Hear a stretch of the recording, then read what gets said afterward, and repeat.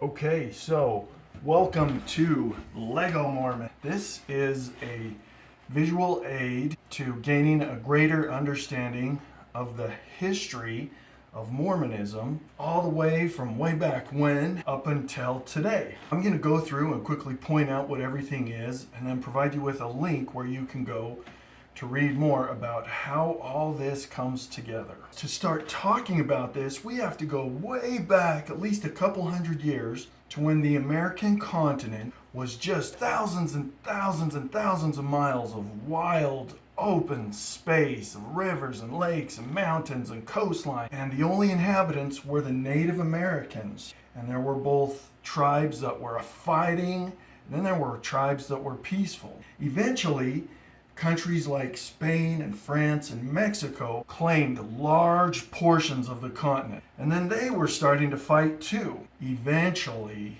immigrants from Europe and Scotland and around the world started making their way to the American continent. Those areas became U.S. settlements, and they were landlocked on the eastern part of the continent because there was so much going on to the west, with all the countries supplying warring Indian tribes to fight settlers and pioneers, and one war after another, and fight after fight. Also attacks from England, from the east. These little U.S. settlements were getting attacked and getting pressure from everywhere, including the inside. And this is the men and women and child population of those U.S. settlements right here. Both the immigrants as well as those families that began with children being born here and then growing themselves and having families of their own, and on and on and on. And this is to represent those U.S. settlements.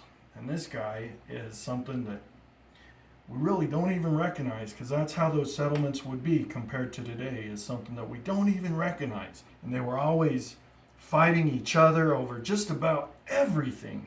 They could hardly agree on anything, even though there were men known as founding fathers who were trying to create a nation and bring these settlements together. And some of these men were Benjamin Franklin and George Washington and Paul Revere.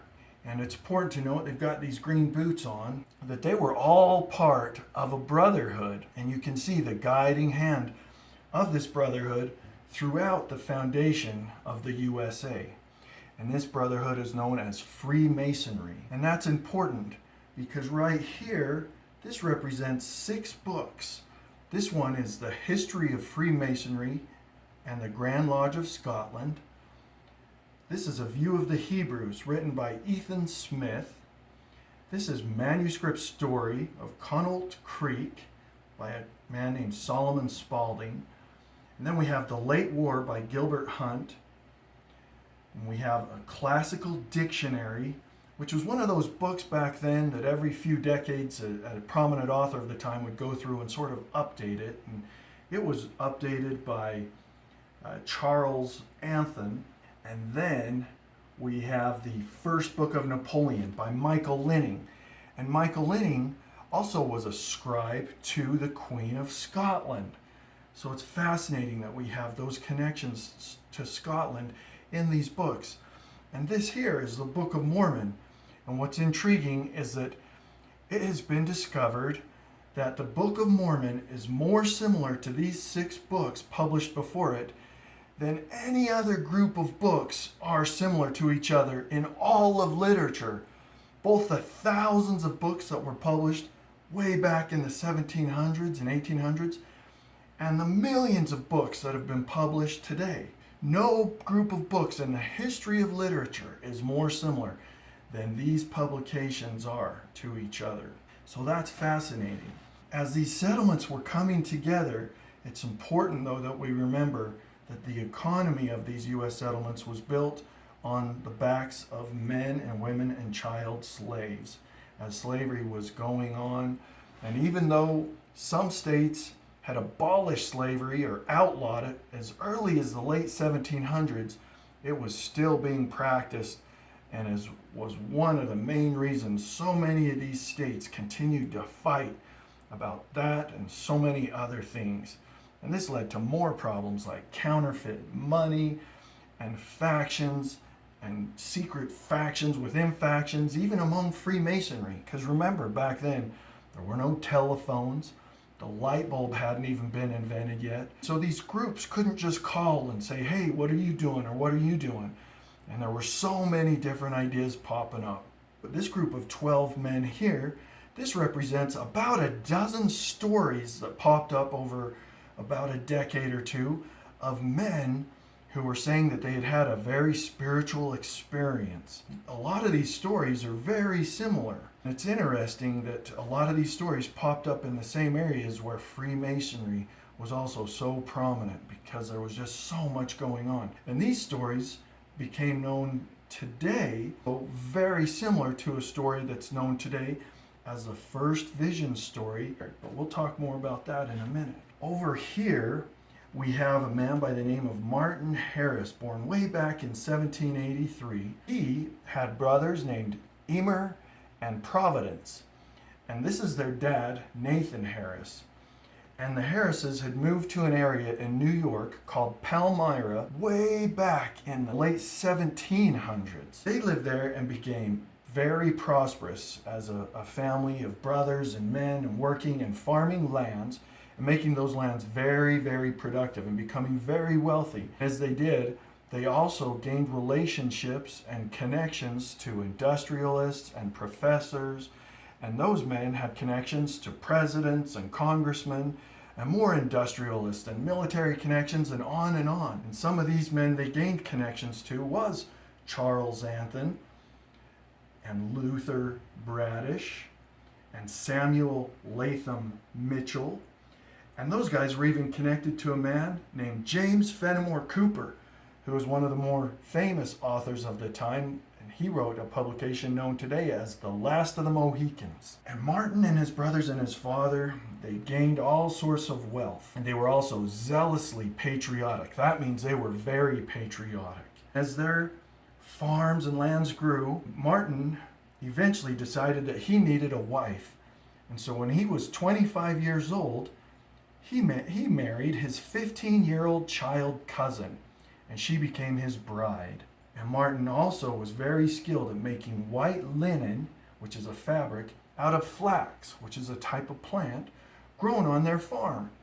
And it was very important because the southern settlements could make cotton linen out of cotton. And so it was harder for the New England settlements to have good fabric. But Martin was a winner at that, and he had actually won many awards for entering his linen into state fairs and contests. And so this represents some of the things that white linen could be made out of that white linen, like white curtains for certain buildings, or white tablecloths for certain buildings, or white tops and white bottoms to be worn as clothes or even as underclothes. And Martin was very good at making that. This is the Erie Canal. Now, the Erie Canal started construction around 1816, and it took about 7 years to build it. Before we go way up to the year 1815, let's remember in the year 1812, even though Martin had all these lands and connections, and his bride, his 15-year-old child cousin bride, and his talents of making so many things, he went and joined the local army to fight in what is known today as the War of 1812. Even though it lasted 3 or 4 years, they just call it the War of 1812. When the War of 1812 finally ended and Martin could stay home, because it wasn't very far away, he could still come home during the war. But when the war ended, he stayed home for good, became recognized as an honored war veteran, nominated to be the road overseer for the Palmyra area. So he knew where all the roads were going in the Palmyra area, because he basically controlled that. And he was also very influential in the Erie Canal being built and the route it would take through Palmyra. And he made sure it passed right next to he and his father's lands, because everyone knew that access to the Erie Canal would create an endless river of cash where people could ship their goods, livestock, and other products to the port of New York. This is New York as we might recognize it today, with its big, tall skyscrapers and all its yellow taxi cabs buzzing around.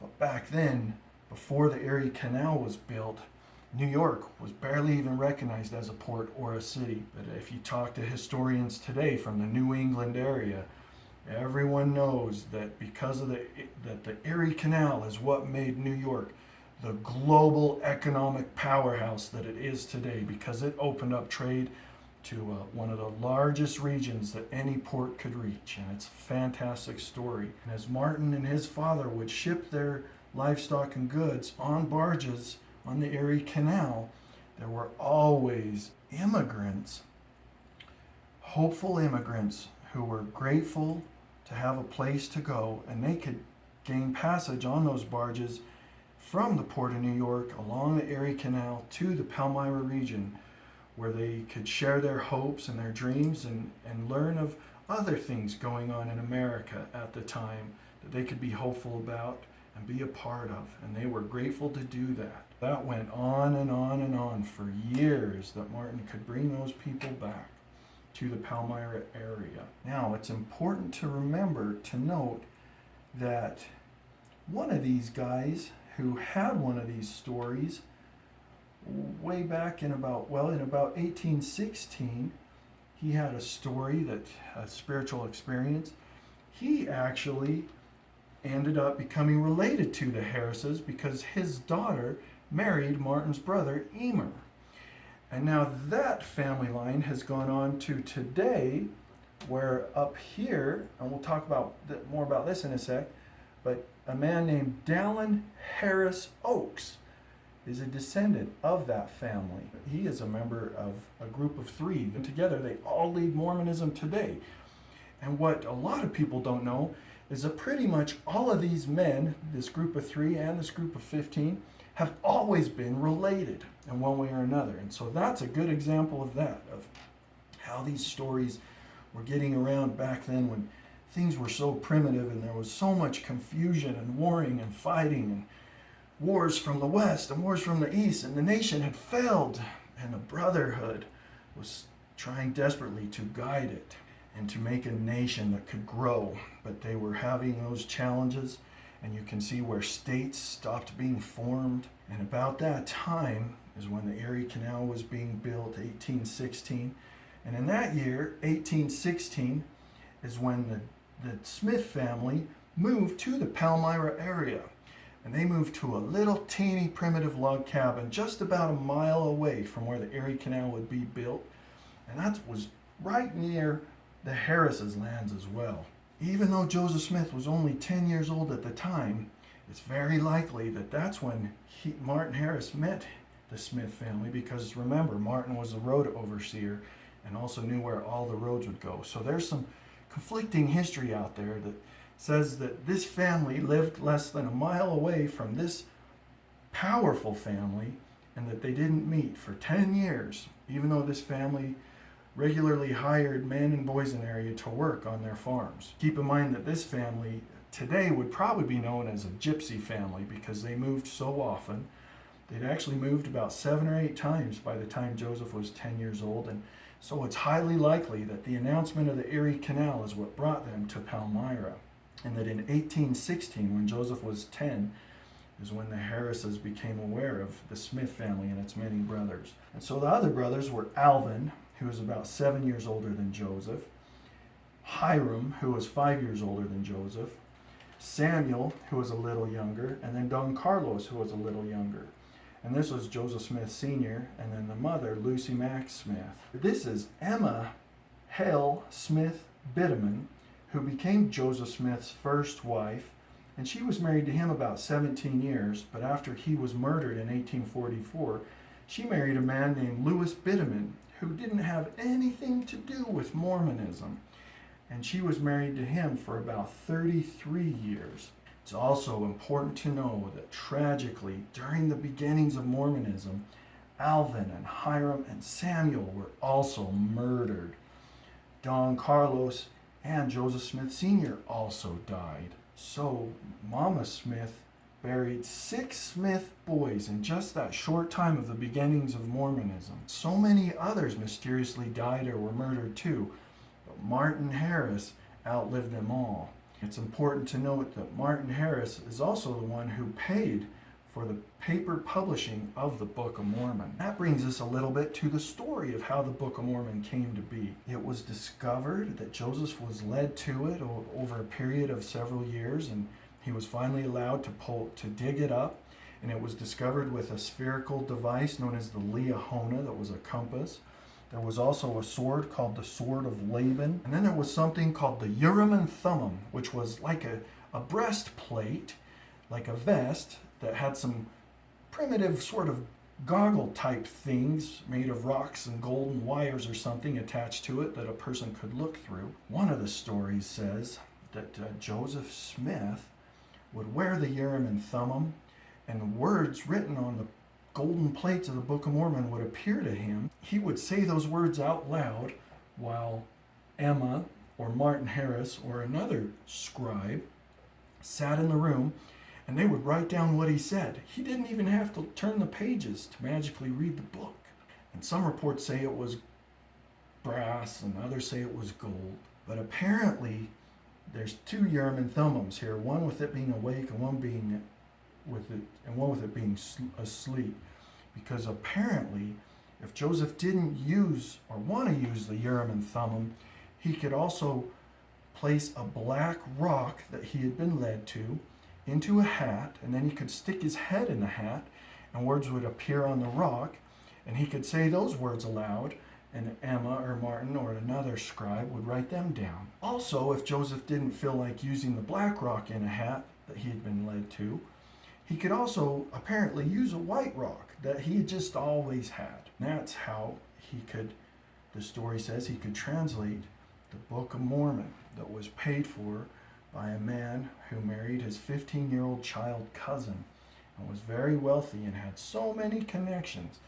And Joseph was just a poor little gypsy boy. As we go on here and the history of Mormonism moves forward, we come up to these green blocks making this big green smile. There's 1, 2, 3, 4, 5, 6, 7, 8, 9, 10, 11, 12, 13. And these represent the 13 corporations that control Mormonism's $100 billion cash reserve today, all controlled by all these men. These are the different global empires of Mormonism. This includes the real estate developments that include $2 billion shopping mall and other retail and residential and commercial developments like houses and condos and tall skyscrapers and big buildings and big neighborhoods and all this stuff. This is the empire that is Mormonism's, all the different companies it owns, like all the stock and how it owns parts of so many companies you own and use every day, and it's all tax-free. Mormonism owns the largest cattle ranch in North America and the largest nut producer. Its control over universities, both the University of Utah as well as a private university that it owns called Brigham Young University, with locations in Provo, Idaho, and Hawaii. And every year, 70 to 80,000 people sign up for BYU and commit to tens and tens of thousands of dollars of debt. This represents the 50 to 60 to 70 to 80,000 teenage boys and girls who have been taught about certain parts of Mormonism and every year go out into the world to tell other people about those certain parts of Mormonism, but not so much about all these other parts and how all this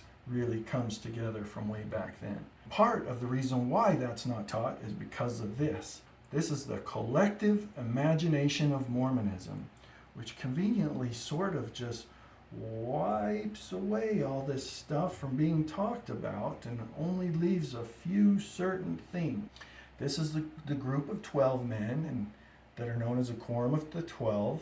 This is a group of 3 men known as the First Presidency. And of course, we talked about how they're all related. But what's interesting is there's also members of this family who control Utah's legal system. There's a judge who's a son of one of these men. There's also control throughout Utah's politics, its different cities, its education at all levels, and its media.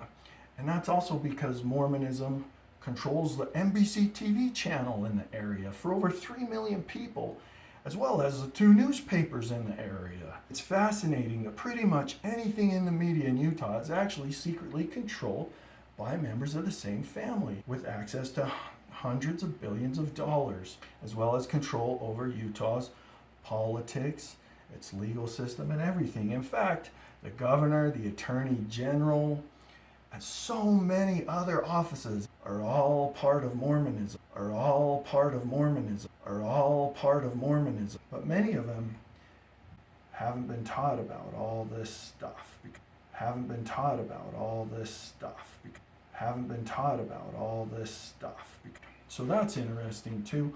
That has led to some big challenges in Utah that'll be looked at as time goes on. So if there's anything we've left out, up here, this represents the churches that are used on Sundays for meetings. And this represents some of the interesting things that children do in those churches, where they'll be asked to stand up in front of a group of their neighbors. A grown-up will whisper into their ear, and then the child will repeat what is whispered into their ear as if the child believes it themselves. This represents the temples, and there's some interesting things that children do in the temples too. And the temples are pretty much used every day of the week for certain ceremonies. But one of the ceremonies that children do is where the grown-ups take a child and dress them in white clothes and then dunk them in water backwards over and over and over again, using different names every time they do it, and calling the child different names every time they do it. Some will say that those white clothes get very see-through when they become wet. So that's some interesting things that happen in the temples and the churches. So up here we have a representation of the boy Joseph Smith having a spiritual experience that has been shared in one way or the other, and that came after these dozen or so stories. This is that boy Joseph Smith, who started as a child prophet and then grew into a man prophet. For some reason, if someone doesn't believe this part of Joseph Smith, then it seems their next choice is to believe that Joseph Smith was a crazy gypsy cowboy who did all of this on his own, even though he came from a poor family who was new to the area, and he somehow gained control over wealthy men who'd been in the area for decades, with connections to publishing and politics, and could control what books were published and what books weren't. All these other connections, that somehow this crazy gypsy cowboy gained control over all that and built a huge city also by a river called Nauvoo, Illinois. And then with all that at his fingertips, he ran for president in 1844, and then he allowed himself to be arrested and murdered at the age of 39. It kind of seems that there has to be another explanation, because it seems odd that even though the Book of Mormon would be discovered with a golden spherical compass and a sword, and remember that Paul Revere was much more than a man who just rode a horse around one night. Paul Revere was actually a gifted metallurgist. That means he could make just about anything out of metal.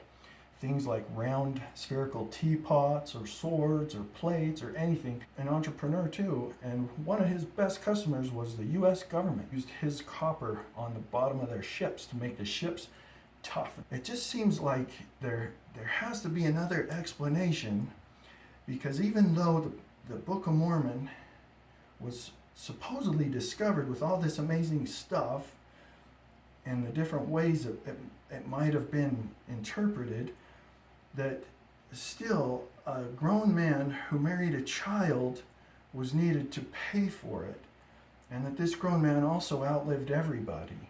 Maybe instead of a child prophet who grew to be a man prophet, or a crazy gypsy cowboy, maybe this boy, Joseph Smith, was actually just a victim in all this. And that originally, his 17, 18-year-old brother Alvin was going to be the voice of this work to save the nation. But Alvin resisted, and because Hiram was over 18 at the time too, they skipped him. And by then, Joseph had grown to be about 14 years old, and that's when he was chosen. And note that as Mormonism went on, Joseph was murdered. eventually Mormonism moved into the West and was finally a group of people who could make it to the West and conquer the West and overcome all the battles and the wars and the violent tragedies that were happening. And that was about the year 1847. And then shortly after that, the USA started making states again and eventually became that great nation that you know today. So this is an amazing, violent, scary, confusing, but very, very patriotic story about Mormonism.